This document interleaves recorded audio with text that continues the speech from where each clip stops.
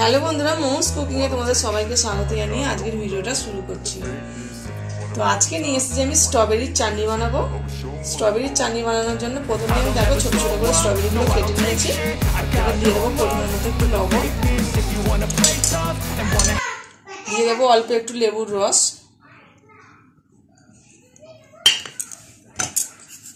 আর দিয়ে দেবো 2 চামচ চিনি। দিয়ে আমি এটা 15 মিনিট ম্যারিনেট করে রেখে দেবো। লেবুর রস আর চিনিটা আমি এই জন্যই আগে থেকে মাখিয়ে রাখছি, স্ট্রবেরির ভিতর পর্যন্ত এর স্বাদটা যাবে, নয়তো যখন চাটনি বানাবো স্ট্রবেরির ভিতরে চিনি বা লবণ টক কোনোটাই ঢুকবে না। ওই জন্য আগে থেকে এটা ম্যারিনেট করে আধ ঘন্টা বা 15 মিনিট রেখে দিতে হয়। তো বন্ধুরা, আমি স্ট্রবেরিটা ম্যারিনেট করে গেছিলাম, প্রায় 15 থেকে 20 মিনিট হয়ে গেছে। এবার আমি দিয়ে দিচ্ছি কড়ার মধ্যে একটু তেল। কড়ার মধ্যে খুবই সামান্য একটু তেল দিলাম একটা শুকনো লঙ্কা,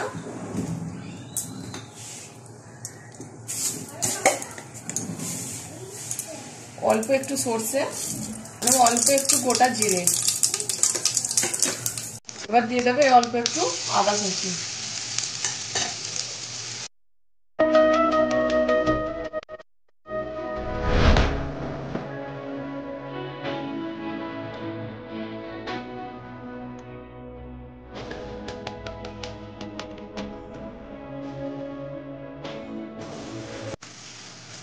তো দেখো, স্ট্রবেরিটা কড়ার মধ্যে দিয়েছি, জাস্ট 2 মিনিট হয়তো হয়েছে, তার মধ্যে কি সুন্দর সফট হয়ে গেছে।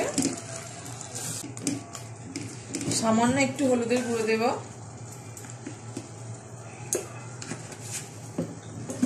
একদম 1 চিমটি হলুদের গুঁড়ো দিলাম।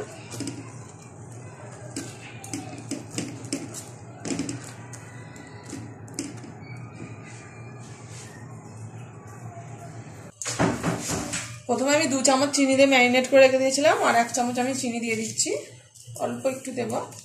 মিষ্টিটা তোমরা যে যতটা খাবে সেই পরিমাণে দেবে। আর দিয়ে দিচ্ছি অল্প একটু চিলি ফ্লেক্স।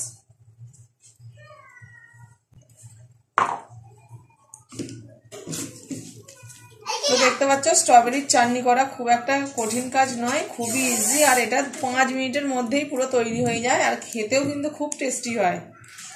আমরা তো সাধারণত চাটনি টমেটো, আমরা আম এইসবের চাটনি খেয়েছি, আনারসের চাটনি খেয়েছি, কিন্তু স্ট্রবেরির চাটনি কিন্তু খুব একটা বেশি খাওয়া হয় না, বা আমি খুব একটা বেশি এর রেসিপিও দেখিনি। তো আজকে আমি ফার্স্ট টাইম বানালাম স্ট্রবেরির চাটনি। তো চলো দেখো, 5 মিনিটের মধ্যে স্ট্রবেরির চাটনি রেডি। তো নামিয়ে নিই এবার চাটনিটা।